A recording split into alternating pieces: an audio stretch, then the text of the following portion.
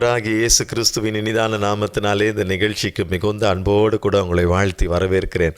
இன்றைய நம்முடைய தியானத்திற்கென்று தெரிந்தெடுக்கப்பட்ட வேத வசனம் யாக்கோபு எழுதின நிருபம் அதனுடைய 4ஆம் அதிகாரம் 7ஆம் வசனம். தேவனுக்கு கீழ்ப்படிந்திருங்கள், பிசாசுக்கு எதிர்த்து நில்லுங்கள், அப்பொழுது அவன் உங்களை விட்டு ஓடி போவான்.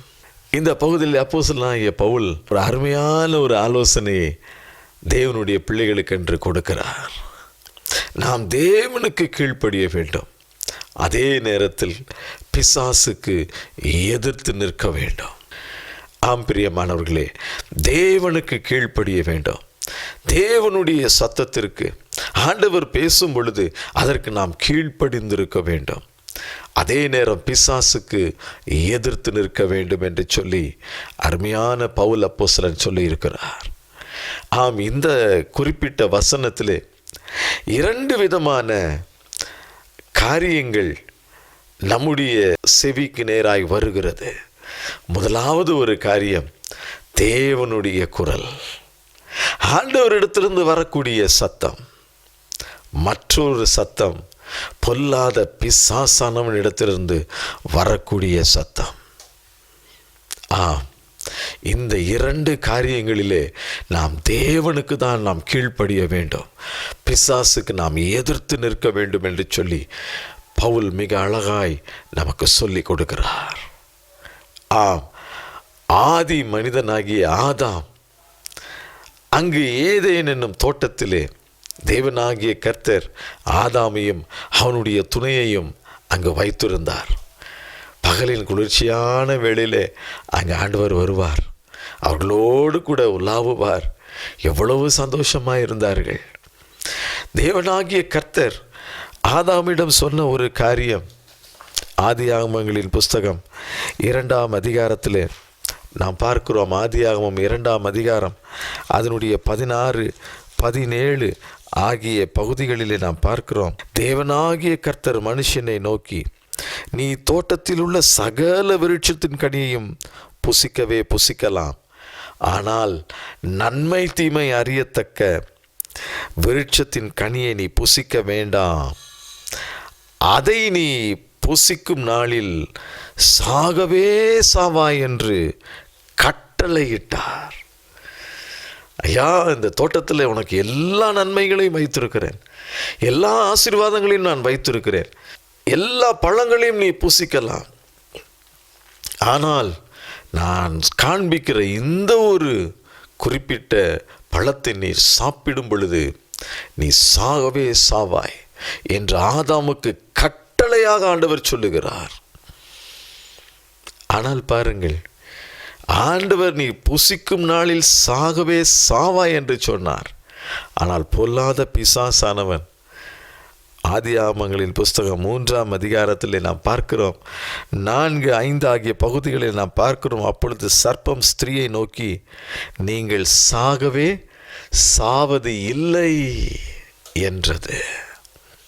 இந்த பொல்லாத பிசாசானவன் எவ்வளவாய் அன்றைக்கு முதல் மனிதனிலிருந்து இன்றைய வரைக்கும் மக்களை, ஜனங்களை ஏமாற்றுகிறவனாயிருக்கிறான்.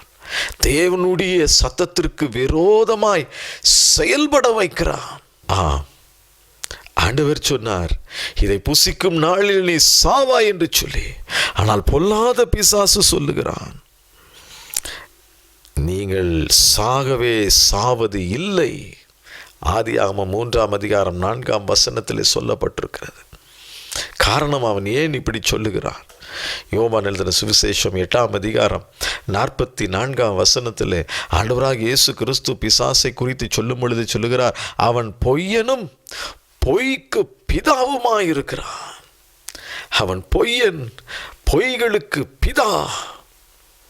ஆகவே அவன் அப்படியே மாற்றி பொய்யை உண்மை போல மாற்றி பேசுகிறான். கிறிஸ்துவுக்குள் மிகவும் பிரியமான தேவ பிள்ளையே, 2 விதமான ஆலோசனைகள் அன்றைய மனிதனுக்கு வந்தது, இன்றைய மனிதர்களாகிய நமக்கும் வருகிறது. ஒன்று, தேவாதி தேவனிடத்திலிருந்து வரக்கூடிய ஒரு ஆலோசனை. மற்றொன்று பொல்லாத பிசாசினிடத்திலிருந்து வரக்கூடிய தவறான பொய்யான ஆலோசனை. நாம் எதற்கு நாம் செவி கொடுக்க போகிறோம்? எதை நாம் செய்ய போகிறோம்? ஆகவேதான் வேதம் சொல்லுகிறது, தேவனுக்கு கீழ்ப்படிங்கள், பிசாசுக்கு எதிர்த்து நில்லுங்கள். எபேசியருக்கு எழுதின நிருபம் 6ஆம் அதிகாரம் 11 முதல் 14 வரை உள்ள வசனங்களில் நாம் பார்க்கிறோம், நீங்கள் பிசாசின் தந்திரங்களோடு எதிர்த்து நிற்க திராணி உள்ளவர்களாகும்படி தேவனுடைய சர்வாங்க வர்க்கத்தை தரித்து கொள்ளுங்கள்.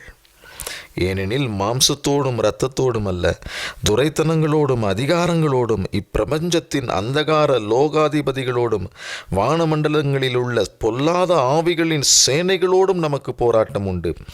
ஆகையால் தீங்கு நாளிலே அவைகளை நீங்கள் எதிர்க்கவும் சகலத்தையும் செய்து முடித்தவர்களாய் நிற்கவும் திராணி உள்ளவர்களாகும்படிக்கு தேவனுடைய சர்வாயுத வர்க்கத்தையும் எடுத்து கொள்ளுங்கள்.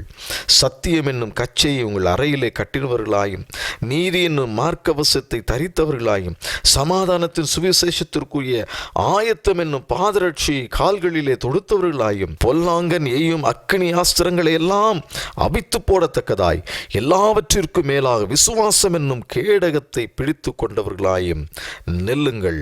இரட்சணியம் என்னும் தலைச்சீரா வேத வசனமாகிய ஆவியின் பட்டயத்தையும் எடுத்து கொள்ளுங்கள்.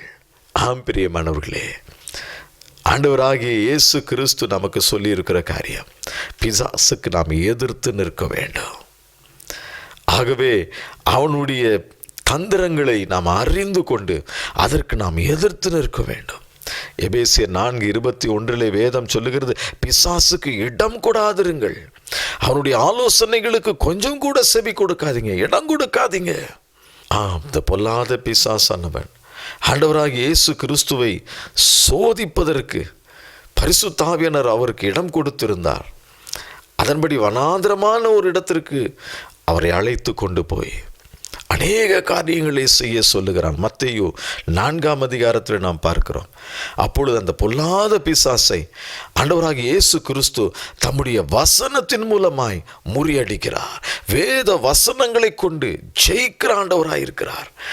அப்படியானால் இன்றைக்கு சாத்தானுடைய தந்திரங்களை எதிர்த்து போராடுவதற்கு நமக்கு வேத வசன தியானம், அதனுள் கை கொண்டு நடக்கிற அந்த கிருபை நமக்கு மிக மிக முக்கியம். ஆகவே வசனத்தை சார்ந்து வேத வசனத்தை வாசித்து தியானித்து மனப்பாடம் செய்து அதன்படி நாம் நடக்கும் பொழுது பொல்லாத பிசாசை நாம் அடையாளம் கண்டு கொள்ள முடியும். அவனுக்கு நாம் எதிர்த்து நிற்க முடியும். அவனுடைய ஆலோசனைகளுக்கு நோ என்று சொல்ல முடியும்.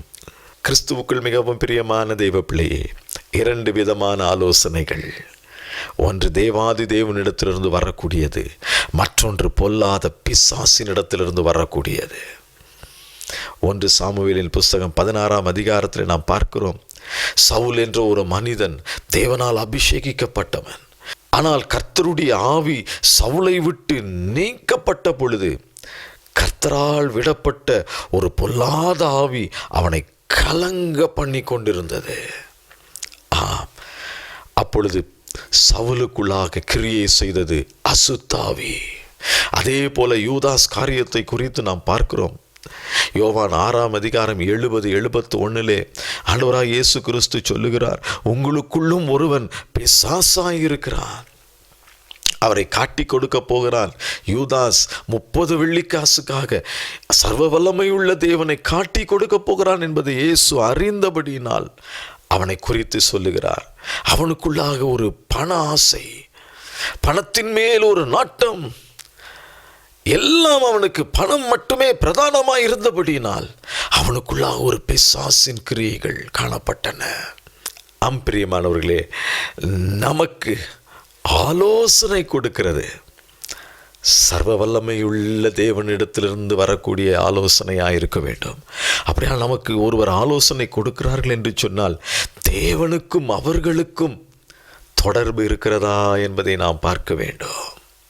உண்மையில் அவர்கள் பரிசுத்த ஆவியினால் நிறைந்திருக்கிறார்களா அல்லது பின்மாற்றம் அடைந்தவர்களா இருக்கிறார்களா? உண்மையிலே எல்லா காரியத்திற்கும் கர்த்தரை சார்ந்திருக்கிறார்களா அல்லது பொருளாதாரத்தை மட்டுமே நம்பி இருக்கிறார்களா?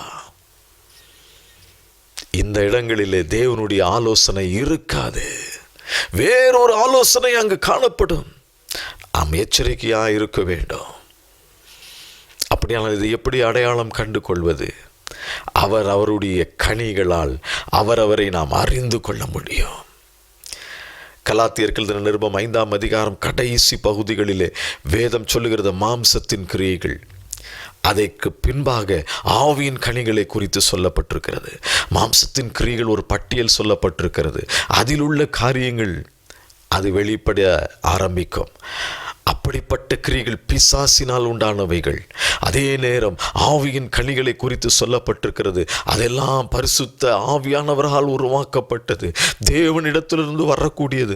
அவருடைய கனிகளின் மூலமாய் அந்தந்த கிரியைகளை நாம் கண்டு கொள்ள முடியும், அடையாளம் காண முடியும். நம் ஆலோசனை கேட்பவர்கள் தேவனிடத்திலிருந்து தான் அந்த ஆலோசனை கொடுக்கிறார்களா என்பதை அந்த கனிகளை வைத்து நாம் தீர்மானம் எடுக்க முடியும். ஏசாயா தீர்க்கதரிசிகளின் புஸ்தகம் 9ஆம் அதிகாரம் 6ஆம் வசனத்தில் நாம் பார்க்கிறோம், நமக்கு ஒரு குமாரன் கொடுக்கப்பட்டார், அவரை குறித்து அநேக காரியங்கள் சொல்லப்படுகிறது. அதிலே ஒரு முக்கியமான காரியம், அவர் ஆலோசனை கர்த்தா. நமக்கு ஆலோசனை சொல்லுகிற தேவன் அவர். வசனத்தின் மூலமாய் அவர் நம்மோடு கூட பேசுவார். தம்முடைய பரிசுத்தவான்கள் மூலமாய் அவர் நம்மோடு கூட பேசுவார். அந்தந்த கிரியைகள் மூலமாய், கனிகள் மூலமாய் இது தேவனிடத்திலிருந்து வருகிறதா அல்லது பிசாசினிடத்திலிருந்து வருகிறதா இந்த ஆலோசனை என்பதை நாம் அடையாளம் கண்டு கொள்ள முடியும். அப்படியானால் தேவனுக்கு நாம் கீழ்ப்படியலாம், பிசாசுக்கு நாம் எதிர்த்து நின்றுதான் ஆக வேண்டும். அப்பொழுது மட்டுமே தேவாதி தேவனுடைய ஆலோசனை, தேவாதி தேவனுடைய ஆசீர்வாதங்களை முழுமையாய் நாம் பெற்றுக்கொள்ள முடியும். கானாவூர் திருமண வீட்டிலே யோவான் எழுதின சுவிசேஷம் 2ஆம் அதிகாரம் 5ஆம் வசனத்தில் நாம் பார்க்கிறோம், குறைவுபட்ட பொழுது இயேசுவின் தாயாகிய மரியாள் அங்குள்ளவர்களிடம் சொல்லுகிறார்கள், இயேசுவாகி அவர் உங்களுக்கு என்ன சொல்லுகிறாரோ அதன்படி செய்யுங்கள். அவர் என்ன சொல்லுகிறாரோ அதன்படி செய்யுங்கள். அவருடைய ஆலோசனை என்ன? அது வேதத்தில் சொல்லப்பட்டிருக்கிறது. அது தேவனுடைய பரிசுத்தவான்கள் மூலமாக இது வெளிப்படும். அவர்களுடைய கனிகளை வைத்து இது உண்மையிலே தேவனுடைய ஆலோசனை தானா, தேவனிடத்திலிருந்து தான் இந்த ஆலோசனை வருகிறதா அல்லது பொல்லாத பிசாசினிடத்திலிருந்து வருகிறதா என்பதை நாம் அறிந்து கொள்ள முடியும். சங்கீதங்களின் புஸ்தகம் 1ஆம் அதிகாரம் 1ஆம் வசனத்தில் நாம் பார்க்கிறோம், துன்மார்க்கருடைய ஆலோசனையில் நடவாமல், பாவியுடைய வழியில் நில்லாமல், பரியாசக்காரர் உட்காரும் இடத்தில் உட்காராமல், கர்த்தருடைய வேதத்தில் பிரியமாயிருந்து அவருடைய வேதத்தில் இரவும் பகலும் தியானமாயிருக்கிற மனுஷன் பாக்கியமா. கண்களை மூடி ஆண்டவருடைய வசனத்திற்கு, வார்த்தைக்கு நம்மை ஒப்பு கொடுப்போமா? தகப்பனே, இம்மட்டும் நீர் பேசின ஒவ்வொரு வார்த்தைகளுக்காக, வசனங்களுக்காக நன்றி செலுத்துகிறோம். ஏசப்பா, ஆண்டவரே கர்த்தாவே, சத்துருவானவன் தங்களுக்கு கொஞ்ச நாட்கள் கொடுக்கப்பட்டிருக்கிறது என்று அறிந்து தெரிந்து கொள்ளப்பட்டவர்களையும் வஞ்சிக்கத்தக்கதான அளவுக்கு கிரியை செய்கிற நாட்களிலே ஆண்டவரே கனிகளை கண்டு அதன் நிமித்தமாய் ஆண்டவரே தேவனுடைய சத்தம் எது என்பதை நாங்கள் அடையாளம் கண்டு கொள்ள, அதற்கு மட்டுமே செவி கொடுக்க, ஒருவேளை அது பிசாசினிடத்திலிருந்து வருகிற சத்தமாய் இருக்குமானால் அதற்கு நாங்கள் எதிர்த்து நிற்க, என்னோடு சேர்ந்து ஜெபிக்கிற நம்முடைய பிள்ளைகள் ஒவ்வொருவருக்கும் கிருபை தாரும், ஒவ்வொருவரையும் கிருபையாய் காத்துக்கொள்ளும், ஒவ்வொருவரையும் ஆசீர்வதியும் பலப்படுத்தும். இயேசுவின் நாமத்தில் கேட்கிறோம் பிதாவே, ஆமென். கர்த்தர் தாமே உங்களை ஆசீர்வதிப்பாராக. ஆமென்.